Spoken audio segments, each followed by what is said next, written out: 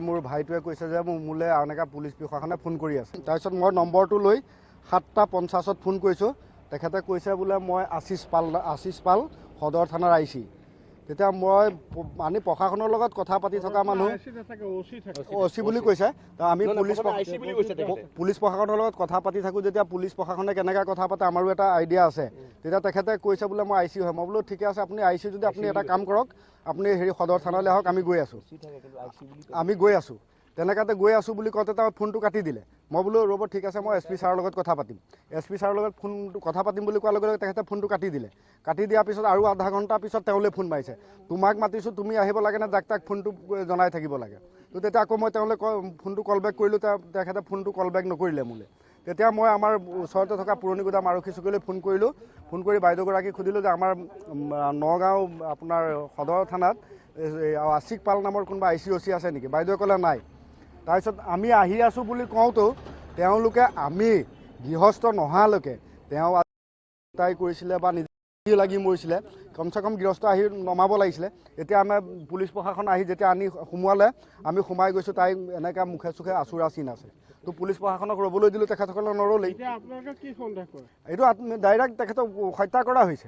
যি ঘৰ মানুহত আছিলে বা যিখন কোম্পানীত আছিলে সেই কোম্পানীটোত হত্যা কৰা বুলিয়ে ক'ব পাৰি। তেওঁ আজি শনিবাৰে ঘৰলৈ গৈ, সৰু পোৱালি এটা আছে, 5 বছৰ পোৱালি এটা আছে, 5 বছৰ পোৱালিটো শনিবাৰে গৈ কাপোৰ কানি দি আহিছে। গিৰিয়েকৰ লগত এই ঘৰুৱাহী কাম কৰি আছিলে, বন্ধ কৰা। তাৰপিছত গিৰিয়েকৰ লগত 6:45লৈকে কথা পাতিছে। এতিয়াও আপোনালোকে কল চাব পাৰে, 6:45লৈকে। সেই বস্তুটোৱে আমি জানিবলৈ আহিছিলোঁ, কাৰ ঘৰত আছিলে নে কোম্পানীত আছিলে, সেই বস্তুটো আমাক জানিবই নিদিলে। তেওঁলোকে নিজে নিজে লৈ আনিলে। কাৰণ ইয়াৰ ন্যায় লাগিব। কাৰণ আমি গৃহস্থ নোহোৱালৈকে তেওঁ ফাঁচি কাটতে ওলমি থাকক বা কিবা ক'ৰবাতে আত্মহত্যা কৰক, গৃহস্থক দেখুৱাব লাগিছিলে।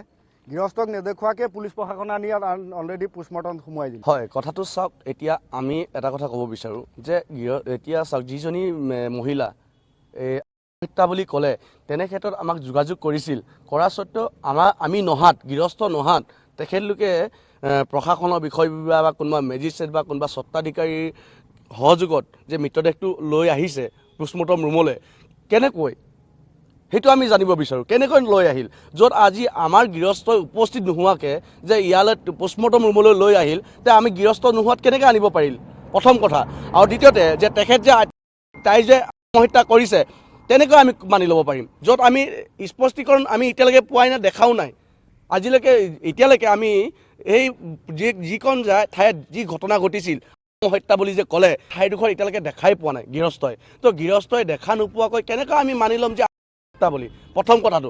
আৰু এটা কথা কওঁ, প্ৰশাসন বিষয়া বা মেজিষ্ট্ৰেট কোনোবা আহি পেলাই যে আজিৰ ডেটত বিনা গৃহস্থ নোহোৱাত ডেড বডি যে পোষ্টমৰ্টম ৰুমলৈ লৈ আহিব পৰা হৈছে, কোনখন আইনৰ আধাৰত, সেইটো জানিব বিচাৰোঁ।